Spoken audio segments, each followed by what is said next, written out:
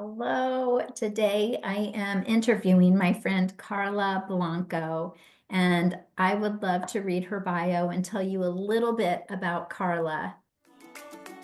Karla is changing the world one leader at a time.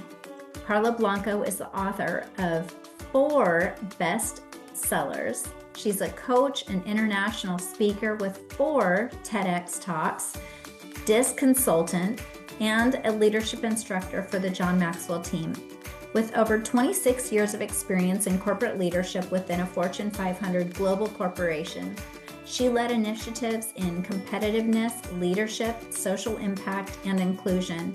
She transforms organizations by leveraging leadership transformation. She holds an MBA in International Business from the University of Costa Rica and a certification from Stanford University's Business School Executive Program. She is a fellow of the Aspen Institute, a member of the Harvard Business Review Advisory Council, and a mentor for Vital Voices in Costa Rica. Recognized as one of the 40 under 40 leaders in Costa Rica, and as a transformational leader in the industry, she has received numerous awards, including the Exceptional Woman of Excellence Award from the Women's Economic Forum, named as industry leader from the PBWC, and was named in the top 50 most powerful women from Central America by Forbes in 2025. Additionally, she has served on several boards of directors, demonstrating her commitment to various sectors. Karla lives in Arizona with her son Andre, with the aim of positively impacting her community and the world. Karla, I am so happy to have you here today, especially when I saw that you wrote your book. Let me say the title of your book, 233 Unwritten Rules, Master the Keys of Success. Thank you for holding it up. Yes, hold it up. Well, this one is in Spanish because the English version hasn't arrived yet. Oh, But okay. yes. So I want to tell people I bought mine yesterday on Amazon and it downloaded it to my Kindle app. It was $8.99. And I read it. I started to read it. I didn't know, I didn't have the book, so I couldn't like flip through the pages or anything. But I just started reading it, just seeing where the book would go. I read it all in one sitting. Love it. Thank you My for husband that. was asleep on the couch. We had football on in the background and he had fallen asleep. And I was like, this is the perfect time. I can read her book. And so that's what I did. And okay, so saying that I read your book is like a massive feat for me because I don't finish books. Okay. Oh, I love it. I love starting books, but I'm not good at finishing books. And so that is a testament to how well this book reads and how applicable it was, and how I just couldn't wait to see what was on the next page because we had different lives. You had a very corporate life. I started in the corporate world, but my time was short there. But when I look back at some of these things that you write in your book, I'm like, oh my gosh, I'm so embarrassed at the things I didn't know. Well, we don't know what we don't know. And that's the purpose of the book, Jen. So that young professionals can accelerate their path forward. We need their leadership and their success so that our learnings hopefully help them. Oh yeah, it would have helped me so much. But not only in the corporate world, but I'm a coach for women 50 plus, and even reading it for myself and some of the things that I've gone through, there were so many good takeaways as well for women who aren't in the corporate world, but just want to find out how do they how can they be a good leader for themselves. I felt like there were so many good things. So I want to start off by asking you this some questions because it was just so good. One of the things is totally resonated me on one of the first pages. You write about saying yes when you don't feel ready. Looking back, What did saying yes to yourself require from you emotionally, not just professionally? Well, it is to break limiting beliefs, Jen. That is what I will tell you. And I don't know if you remember when we were kids, which this was really important when we were little girls. Don't talk to strangers. The challenge with that is that when we start our career, the rules change and nobody tell us. So don't talk to strangers. And me being an introvert was really natural. So then another one that I learned later, talent it speaks for itself.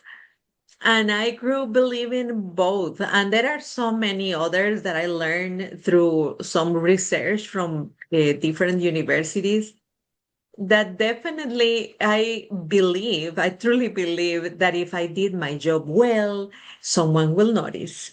That if I was smart, responsible, and hardworking, that would be enough to move forward. But then I learned exactly that definitely talent without visibility is like a seed kept in a dark drawer or a box, like a gift without opening or an open gift. It is a promising seed, but it's stagnant. I remember then once I was just thinking about a regional position, and but I didn't feel that I was ready. So the general manager, who was also my mentor, he asked me, "Are you going to apply?" And I told him, "No, I'm not ready." And his response was on point. The worst that can happen is that you learn what's needed for that role. That phrase inspired me. I applied and I got the job. And I can tell you that those were my golden years. I was not ready for sure, but I learned so much. And after that, I never walk alone again because I realized how important is to have a board of advisors for your growth, for getting different perspectives, for opening doors, to create opportunities. Definitely, our careers and our lives shouldn't be alone. Bringing perspective is really important. Yeah, and I'm so glad that you brought up that board of directors because that was another thing that really resonated with me because we don't necessarily inherently have a group of supporting people around us at all times, unless we build that. And different people in your life have different roles, of course, but you want to have the people that you can go to who can mentor you. So go into detail about what are these different, what is this board made up of? Yeah. There are many different roles. And Hannah, again, in my first book, Unleash Your Career Potential, I have a detailed list for that. And it is really important. That concept really changed my career. And because we really need to think that our career is and our life is the most important business we have. There is no other more important business than that. And just like a CEO, they have their board of directors. We really need that. So we need a sponsor, because a sponsor will be one person that speaks about you and your job when you are not in the room. You need a coach who pushes you to grow. The coach will tell you things that you may not be realizing, and a mentor that already walked the path, so that they can help you with their experience, basically. There is one role that is so important, which is the scolder. Sometimes there are people that can talk to you in a very compassionate way and tell you the truth. So they become truth tellers. They say what we need to hear, not what we want to hear. We also need allies who raises their voice with us, not for us. A cheerleader is so important because we all need that person that tell us, yes, go, go, go, and so on. There are many different roles. When I work with my clients, something that I realize is that many times there are just few people that is repeatedly in the different roles. So what we do is we expand that board of directors or board of advisors, because that will give you different perspective and more opportunities. So I learned something really important and powerful from this concept, which is asking for help is not a weakness, it's leadership. You also say that leadership is about presence, people, and purpose. Clarity on our purpose is so important because that gives you the courage and the strength. So get to know yourself deeply. What are your values and what is your purpose? And being present for your team, for the people that is around you in life in general. Like, what would you say to a woman if they don't know what their purpose is? Mm. Well, what I will tell, and I will share the way that I define purpose. What I will tell them is we all have a purpose and we can create also our purpose. What is important is to learn what are our strengths. And I will share 5 questions that I use. The question number one is, who am I? Number two, what are my unique talents that I can put at the service of others? Number three, who will benefit by using my talents? Number four, what is the problem that this person can solve by leveraging my talents? And number five, how the life of this person will change after they use my talents. We all are here to complement each other, I mean, in the planet. So by leveraging our talents, we can create a legacy supporting others because we are stronger together. I love that. Yeah. And that's your hashtag, right? Stronger together. Yes, I use that all the time. I saw that in the book too. Mm. Okay. Let me ask you another question. You share that a turning point for you was asking, how do you want to be remembered? And I loved that. How did that question shift the way you approached your life and your work? Well, that was a critical question because it was shaking my limiting beliefs, and it really helped me to.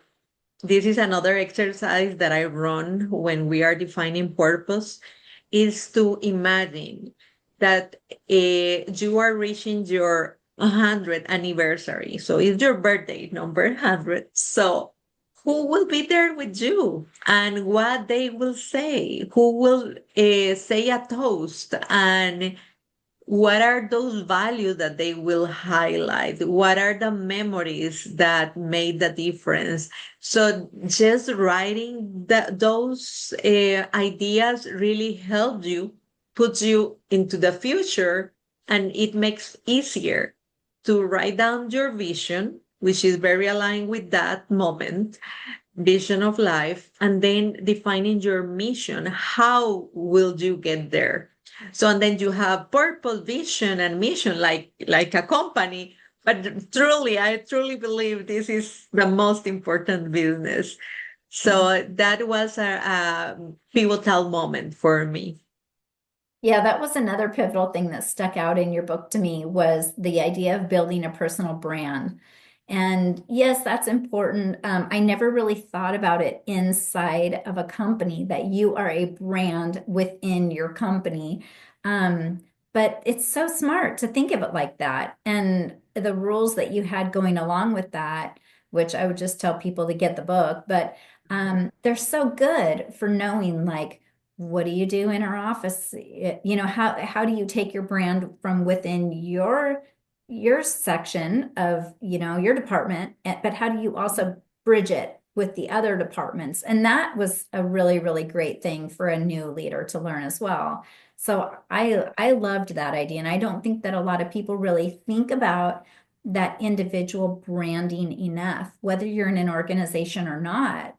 It's like you are the billboard for yourself. And Exactly. yeah, From how you dress, from which words are you using, yeah, the delivery of your results, how you collaborate with others and connect with others. So everything we do or don't talk about who you are. Yeah. Thank you. yeah, that was really good.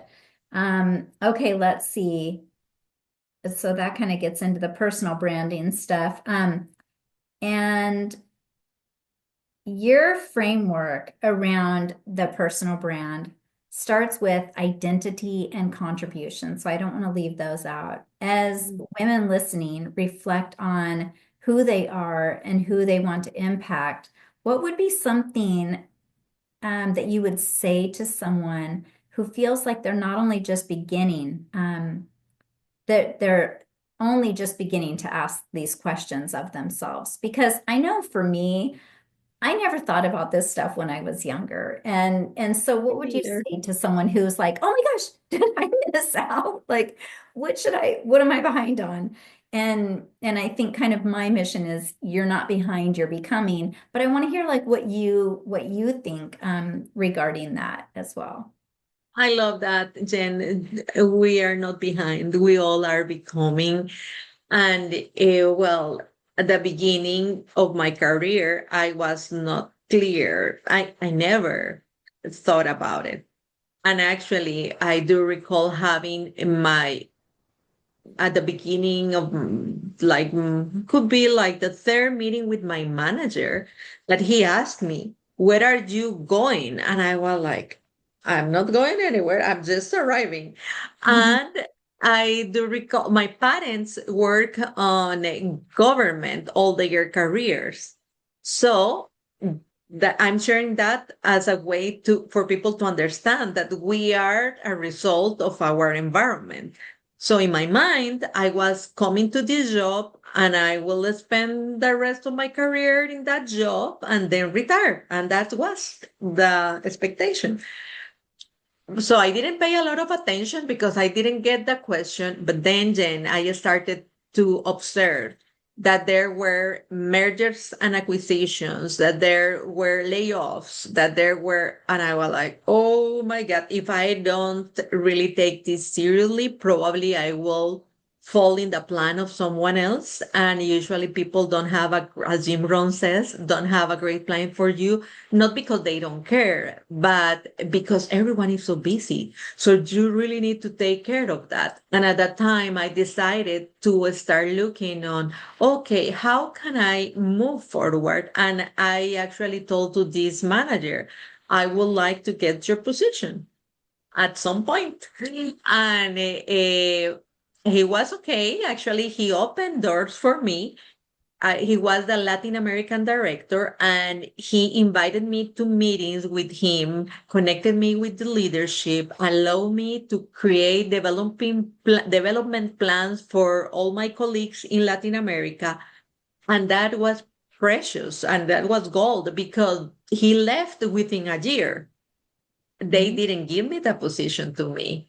They gave it to another person, but I was the second in line. So, and the other person left within a year too. And then it became my opportunity. So, really, we really need to tell what we want because people, if they don't know, they don't know, and they can't bring opportunities to you.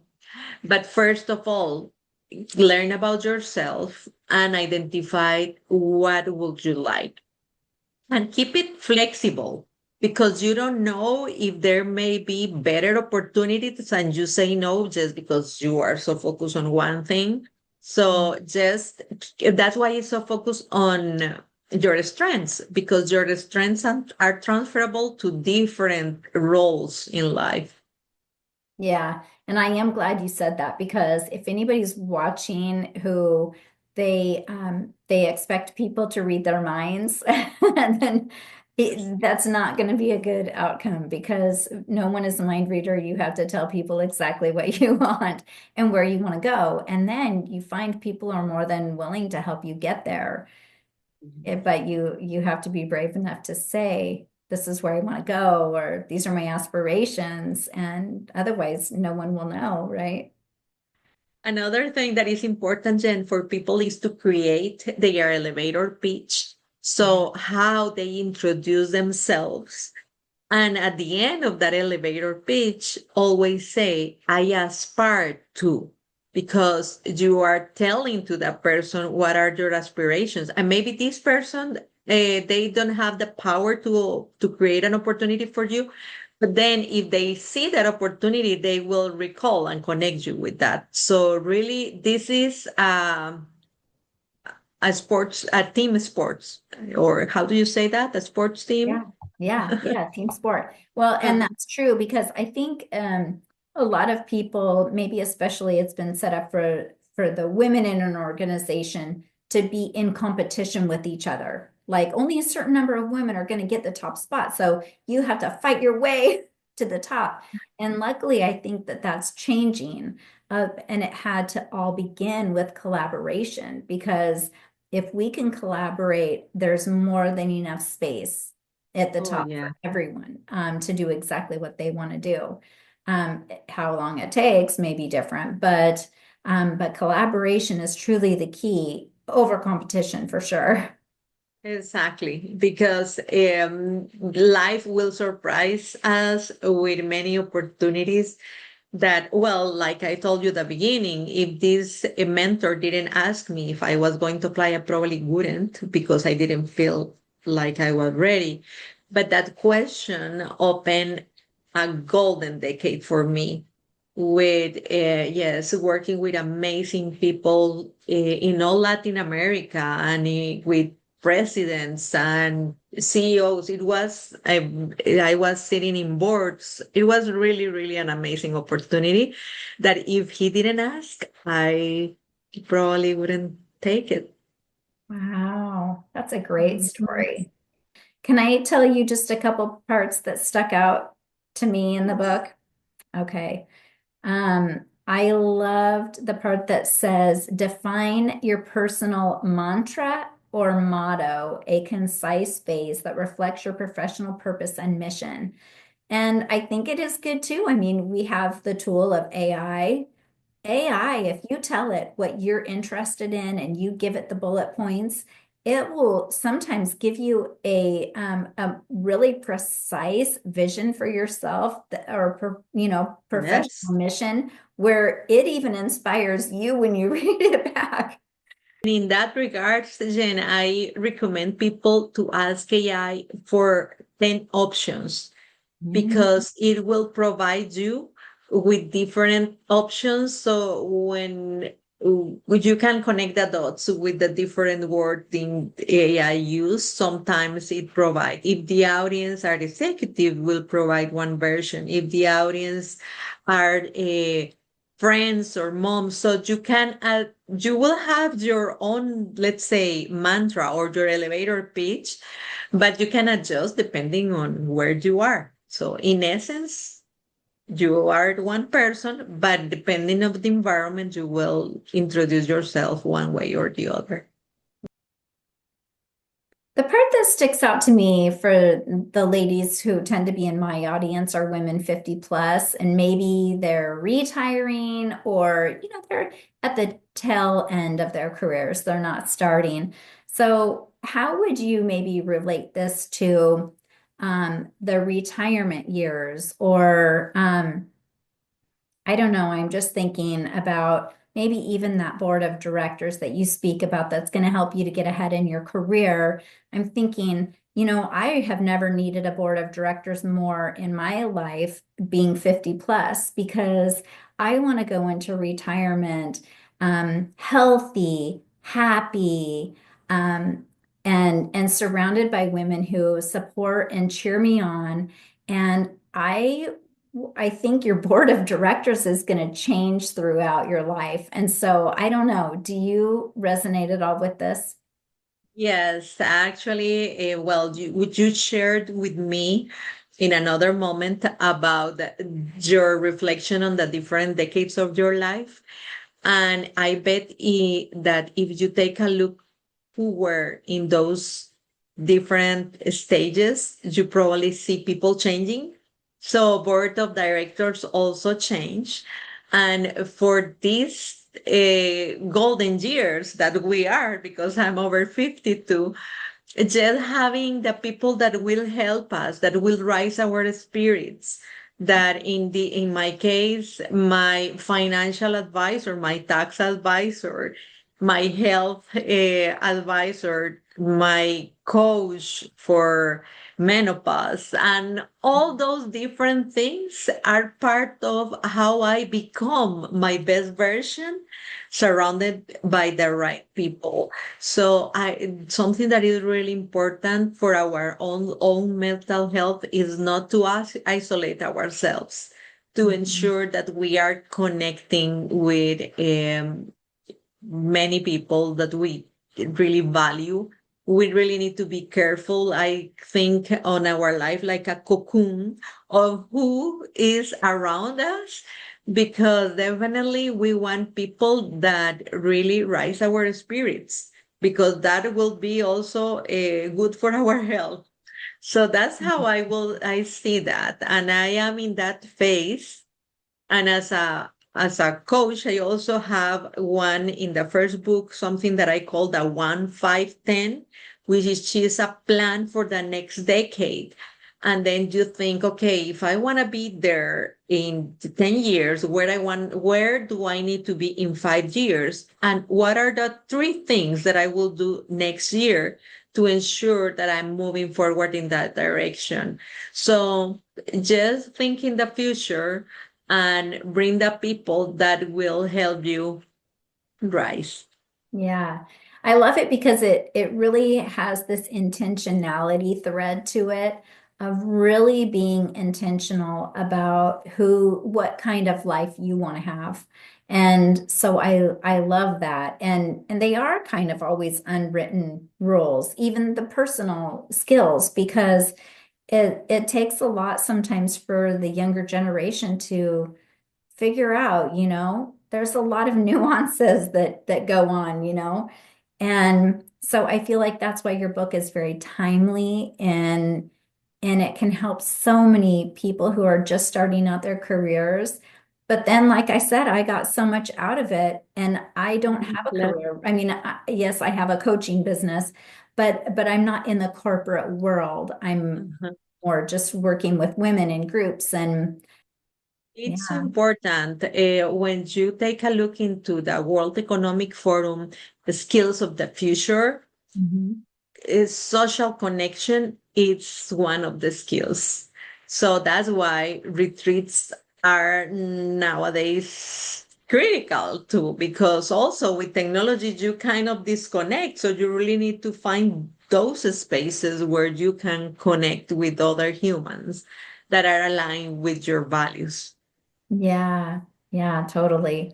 Oh my gosh, it's been such a great conversation, and I hope that your book is a wild success and that much great things comes out of it. I know you want to be a speaker, so hopefully more of that will be coming your way with this book as it spreads out there. So I just am on your team. I wish you nothing but success, and I thank you so much for your time today. Oh, thank you, Jen. It's been a pleasure. And well, we will keep in touch. Yes. Okay, thanks so much, Karla.